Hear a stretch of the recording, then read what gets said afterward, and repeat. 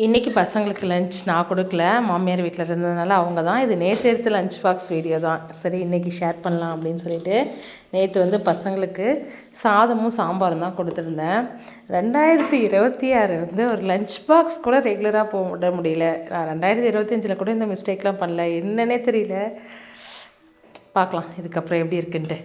நேற்று வாழைத்தண்டு பூசணிக்காய், மஞ்சள் பூசணிக்காய் ரெண்டும் போட்டு சாம்பார் வச்சுருந்தேன். முன்னாடி வாழைத்தண்டு பொரியல் பண்ணியிருந்தேன் இல்லையா, அதில் கொஞ்சம் பீஸ் எடுத்து வச்சுருந்தேன். அதை அப்படியே சாம்பார் போட்டுக்கலான்ட்டு. எனக்கு வாழைத்தண்டு சாம்பார் ரொம்ப பிடிக்கும். வாழைத்தண்டில் அந்த சாம்பாரில் அந்த எசன்ஸ்லாம் இறங்கி ஊறி சூப்பராக இருக்கும் சாப்பிட்றதுக்கு.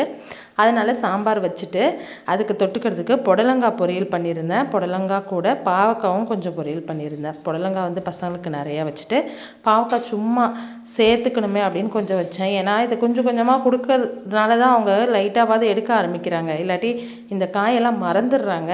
அவங்களுக்கு கொடுக்கறதுக்கு கொஞ்சம் கஷ்டமாக இருக்குது. அதனால் கொஞ்சம் கொஞ்சமாக வச்சு பழக்கப்படுத்தலாம் அப்படின்னு சொல்லிட்டு லஞ்ச் இன்றைக்கி அவங்களுக்கு இதுதான் பேக் பண்ணியிருந்தேன். அப்புறம் காலையில் சாப்பிட்றதுக்கு தோசை கூட இந்த சாம்பாரே கொடுத்துட்டேன். இந்த பூசணிக்காவும் இந்த வாழைத்தண்டும் சாப்பிட்றதுக்கு அவ்வளோ கஷ்டம். சரி சாம்பாரில் போட்டால் அது எசன்ஸாக அவங்களுக்கு கிடைக்குமே அப்படின்னு சொல்லிட்டு தான். எனக்கு ரெண்டுமே சாப்பிட்றதுக்கு பிடிச்சிருந்தது.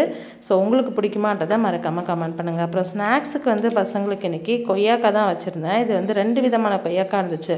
வெள்ளை கொய்யாக்காவும் இருந்துச்சு, சிகப்பு கொய்யாக்காவும் இருந்தது. இதில் நாட்டு கொய்யாக்காய் சிகப்பாக இருந்தால் நாட்டு கொய்யாக்காய், வெள்ளையாக இருந்தால் என்ன கொய்யாக்கான்னு தெரியல. ஆனால் ரெண்டுமே நம்ம ஊரில் விளையிற கொய்யாக்காய் தான். ஸோ அதில் பீஸ் போட்டு அதில் கொஞ்சம் கொஞ்சம் வச்சுட்டு இந்த குட்டி பாக்ஸில் ஒரு 2 பர்பி இருந்தது, அதை எடுத்து வச்சு அவங்களுக்கு ஸ்நாக்ஸும் பேக் பண்ணிட்டேன். சாட்டர்டே என்ன லஞ்ச் எடுத்துகிட்டு போனாங்கன்னு எனக்கே தெரியாது. அவங்க ஸ்கூல் விட்டு வீட்டுக்கு வந்தது தான் எனக்கே தெரியும். ஸோ வீடியோ பிடிச்சிருந்தா லைக் பண்ணுங்கள், நம்ம சேனலை சப்ஸ்கிரைப் பண்ணுங்கள், லாங் வீடியோ பார்த்து சப்போர்ட் பண்ணுங்கள்.